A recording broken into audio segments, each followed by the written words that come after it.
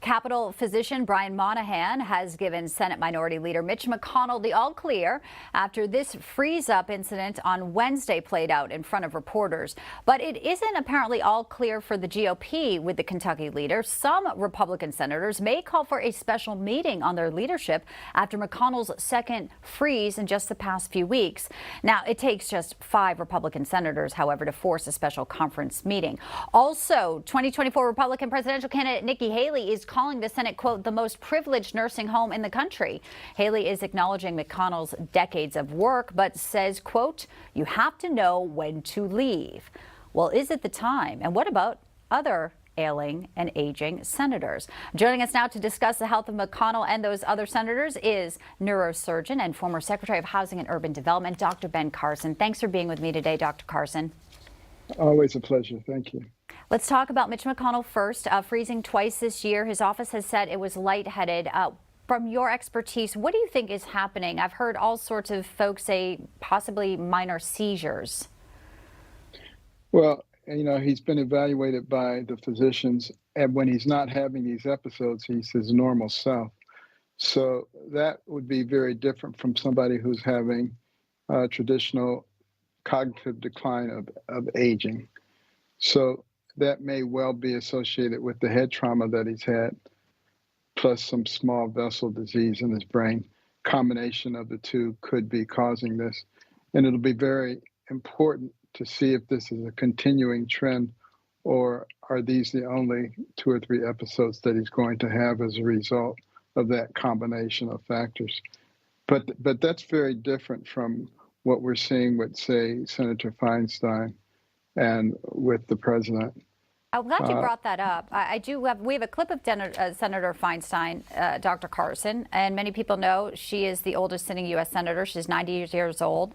She fought shingles. I would like to play this for our viewers when she had an issue during a vote recently. Senator Feinstein. You say aye. Pardon me? Aye. Yeah. Just say I would like to support a yes vote on this. It provides $823 billion. That's an increase of $26 billion for the Department of Defense. And it funds priorities submitted.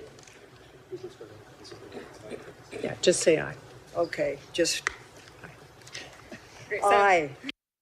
So we just heard tremendous amounts of money and, voting happening, and an aide has to tell her to say aye. This is, part of her duties. Compare that to what's happening with McConnell, and you say it's quite different. Yes, because, McConnell is perfectly lucid and capable in between these freezes. So this is a very different type of thing. Doesn't mean, however, that we shouldn't be thinking seriously about getting younger people into these offices, vigorous people. That's the reason that we have the Executive Branch for America program at American Cornerstone. Encourage conservative thinkers to come into government, see what's actually going on. You can be certified so you can hit the ground running, knowing already how government works. We need to do that because right now, particularly when you look at the career employees in government, it's like 90% to 10% left-leaning versus right-leaning. We need to even it out so the boat doesn't tip over. Yeah, and Haley has called for mandatory mental competency tests for politicians that are older than 75, term limits for Congress. Do you support this? Absolutely. I mean, we need some type of objective measure. When a physical examination is done, a complete physical, it does include a mental status exam. And there are things called mini mental exams, which are very easily carried out in a few minutes, can give you a great deal of insight. Those things should be made public. You have to expose your financial dealings, expose your physical dealings. Why not your mental dealings if you're going to be doing important things in government?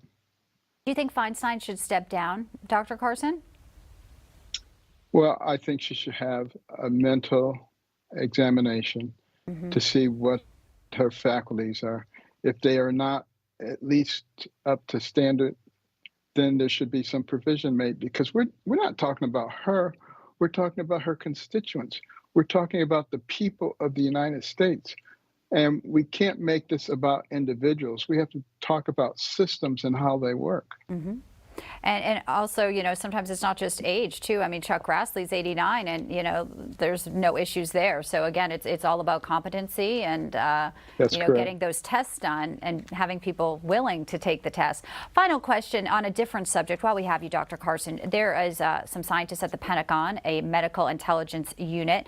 They wrote a research report saying, yes, evidence indicates COVID-19 may have been developed in a laboratory. A lot of Americans do believe this. Where do you stand? Well, in the previous administration, you know, we saw some smoke coming from the Echo Health Alliance, and we voted to terminate that relationship immediately. And we were called conspiracy theorists. You know, these guys are crazy. But the evidence is piling up now. It's going to be very difficult to deny it.